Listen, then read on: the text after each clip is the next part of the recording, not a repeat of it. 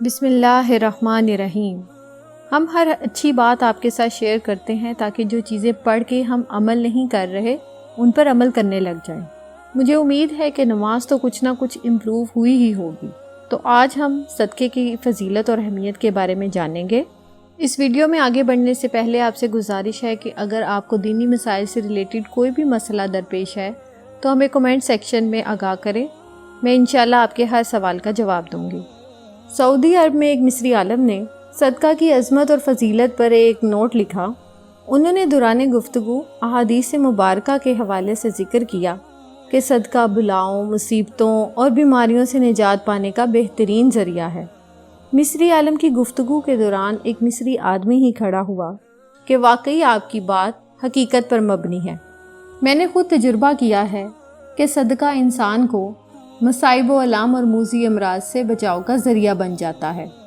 اس شخص نے اپنا واقعہ بیان کرتے ہوئے کہا کہ میں دل کے مرض میں مبتلا تھا، یعنی ہارٹ ڈیزیز تھی، اور میرا مرض انتہائی نازک صورتحال اختیار کر چکا تھا۔ مجھے 2 دفعہ ہارٹ اٹیک ہو چکا تھا اور مقامی ڈاکٹروں نے میری زندگی اور موت کے درمیان ایک لکیر کھینچ دی تھی۔ مجھے اپنی موت کے آثار نظر آنے شروع ہو گئے۔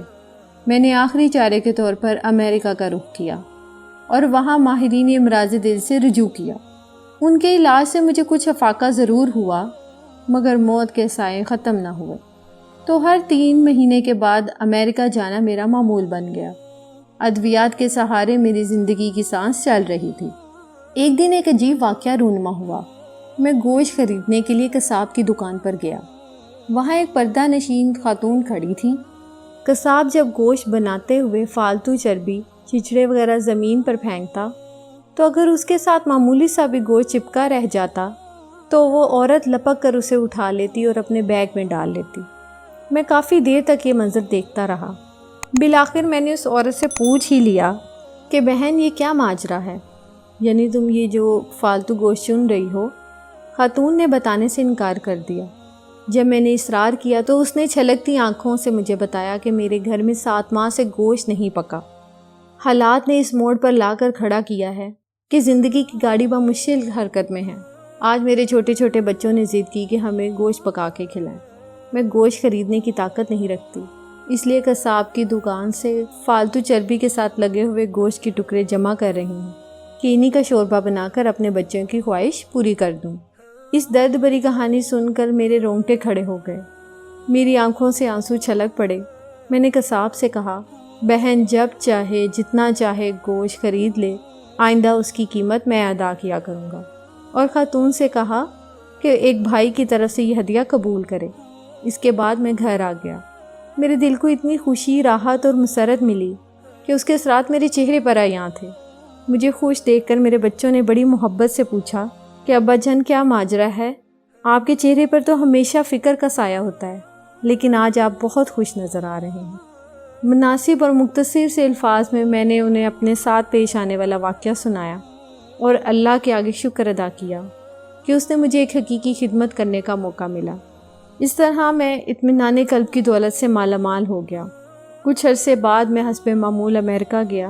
وہاں پر ڈاکٹرز میری ٹیسٹ رپورٹ دیکھ کر حیران رہ گئے کہ یہاں مرض دل کے ہاتھوں موت کے منہ تک جانے والا یہ شخص بالکل نارمل ہو چکا تھا، جیسے اسے کبھی یہ مرض ہوا ہی نہیں۔ انہوں نے مجھے پوچھنا شروع کر دیا کہ تم نے کون سا نسخہ اختیار کیا، کہاں سے علاج کروایا؟ میں نے انہیں بتایا کہ کسی عام ڈاکٹر یا معالج کا نسخہ نہیں، بلکہ رسول اکرم صلی اللہ علیہ وآلہ وسلم کا بتایا ہوا نسخہ ہے کہ صدقہ بلاؤں کو ٹال دیتا ہے۔ یہ بھی ایک حقیقت ہے کہ جب ہم کسی کی ہیلپ کرتے ہیں تو باڈی میں سے ایسے ہارمونز ریلیز ہوتے ہیں جو انسان کو خوشی دیتے ہیں، اور جب انسان کے اندر خوشی ہوتی ہے تو وہ چیز اس کے باڈی کے بیلنس کو اور اس کی بیماری کو بھگانے میں بہت اہم کردار ادا کرتا ہے۔ اب اپنے آپ سے پوچھیں کہ میں نے کب لاسٹ ٹائم صدقہ کیا ہے۔ ہم سب اپنا اپنا محاسبہ کریں، کیونکہ یہ ہمارا اور اللہ کا معاملہ ہوتا ہے، کسی کو بتا کے تو نہیں کرنا۔ جب آپ خود صدقہ کرتے ہیں تو آپ کے بچے بھی اس عادت کو اپناتے ہیں، وہ آپ کو فالو کرتے ہیں، پھر ان میں آٹومیٹکلی صدقہ کرنے کی عادت ڈیولپ ہوتی ہے۔ اور ایک مسکرا کے کسی کی طرف دیکھنا بھی صدقہ ہے۔ کھانے کی کسی بھی چیز کا صدقہ کیا جا سکتا ہے، پیسوں کی صورت میں صدقہ کیا جاتا ہے، اور جیسے کہ میں نے آپ کو بتایا کہ کسی کی طرف مسکرا کر دیکھ لینا بھی صدقہ ہے۔ اس کے علاوہ کسی غریب کو کھانا کھلانا بھی جنت میں لے جانے والے کاموں میں سے ایک ہے۔ کسی غریب کو، کسی مسکین کو کھانا کھلانا بہت ثواب کا کام ہے۔ اسی طرح بعض لوگوں کو دیکھا ہے کہ وہ صدقے کی چیز کو باہر پھینک دیتے ہیں، یہ بہت گناہ کا کام ہے۔ اللہ تعالیٰ کی مخلوق کھانے کی زیادہ حقدار ہے، اس لیے جب آپ صدقہ کریں تو کسی غریب کو، کسی مسکین کو دیں تاکہ وہ اس کو کھا لے اور رزق کو ضائع نہ کیا کریں۔ تو آج ہی ہم سب نے اپنا محاسبہ کرنا ہے کہ لاسٹ ٹائم میں نے کب صدقہ کیا۔ اگر آپ کے پاس پیسے نہیں ہیں یا آپ کسی غریب کو کھانا نہیں کھلا سکتے تو کسی کی طرف مسکرا کر ہی دیکھ لیا کریں، یہ بھی ایک صدقے کی صورت ہے۔ تو اپنی زندگیوں میں صدقے کو امپورٹنس دیں اور اپنا محاسبہ کریں، اور جتنا آپ دے سکتے ہیں ڈیلی بیسس پہ، ویکلی یا منتھلی، اللہ کی راہ میں صدقہ کیجیے۔ اللہ تعالیٰ ہم سب کا حامی و ناصر ہو، آمین۔